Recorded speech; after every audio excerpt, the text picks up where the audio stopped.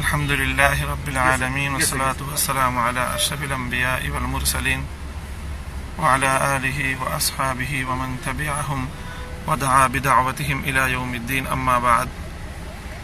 প্রিয় দর্শক ও শ্রোতা মণ্ডলী, যারা আমাকে দেখছেন, এই মুহূর্তে অত্যন্ত ভারাক্রান্ত হৃদয় নিয়ে আমি আপনাদের সম্মুখে আবারও হাজির হয়েছি।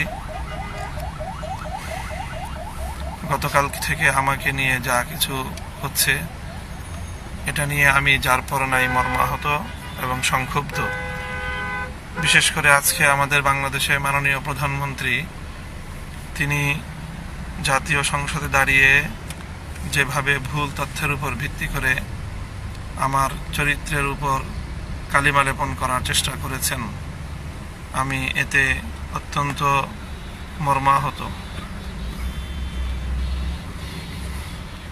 আমি মনে করছি তিনি আমার চরিত্রের উপর না জেনে না বুঝে অসত্য তথ্যের উপর ভিত্তি করে এই জাতীয় কথা বলেছেন। তিনি কিংবা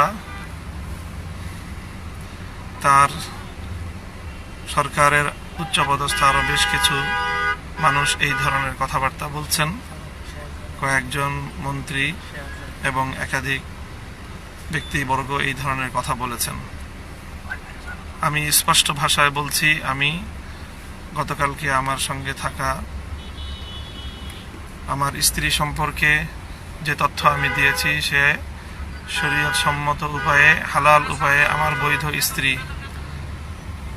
আমি যদি এই কথায় মিথ্যাবাদী হয়ে থাকি, আমার এই কথা যদি ভুল হয়ে থাকে, তাহলে আমি আল্লাহর কোরআনের আয়াতের অনুযায়ী, কোরআনের আয়াতকে অনুসরণ করে বলছি, আমার উপর যেন আল্লাহ পাকের গজব নাজিল হয়, আমি যেন ধ্বংস হয়ে যাই।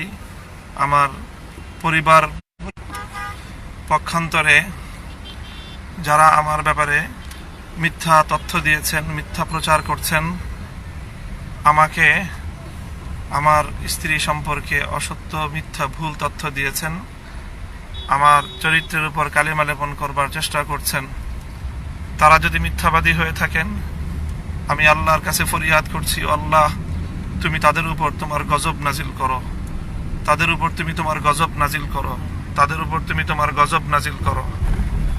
আমি তাদের সকলকে অনুরোধ করব, আহ্বান জানাবো, তারাও আমার মতো এরূপ বক্তব্য দিক, যদি তাদের সৎসাহস থাকে, তারা কথা বলুক।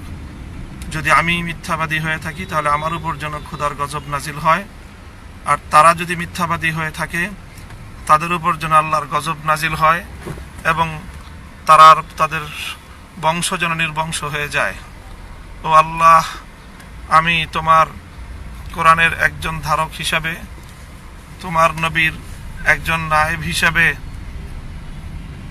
একজন আলেম হিসাবে তুমি আমাকে যে দায়িত্ব দিয়েছ, যেই বিধান পালন করার গুরু দায়িত্ব অর্পণ করেছ, সেই জায়গা থেকে ওগো আল্লাহ, আমি তোমাকে বললাম, আমার মধ্যে এবং আমার সম্পর্কে যারা কুৎসা রটাচ্ছে, তাদের মধ্যে যারা মিথ্যাবাদী হয়, আল্লাহ তুমি তাদের উপর গজব নাজিল করো, আল্লাহ তুমি তাদের উপর গজব নাজিল করো, আল্লাহ তুমি তাদের উপর গজব নাজিল করো। আমার এই চ্যালেঞ্জ গ্রহণ করবেন বলে আমি আশা করি। যারা আমার ব্যাপারে কুৎসা রটাচ্ছেন, তাদের যদি সেই সৎ সাহস থাকে, তারাও জনসম্মুখে এই ঘোষণা দিক যে মিথ্যাবাদী, তার উপর খোদার গজব নাজিল হোক। আমি এই সৎসাহস নিয়ে বলছি, তারাও যদি এই সৎসাহসিকতা নিয়ে এই কথা বলতে পারে যে তাদের উপর খোদার গজব নাজিল হবে, তাহলে তাদের ব্যাপারে আমার আর কোনো অভিযোগ থাকবে না। আর যদি তারা এই কথা বলতে না পারে, তাহলে ইনশাআল্লাহ আমি আল্লাহর রহমতের উপর আশা রাখি যে আল্লাহ পাক রব্বুল আলামিন মিথ্যাকে অপসৃত করে সত্যকে আল্লাহ পাক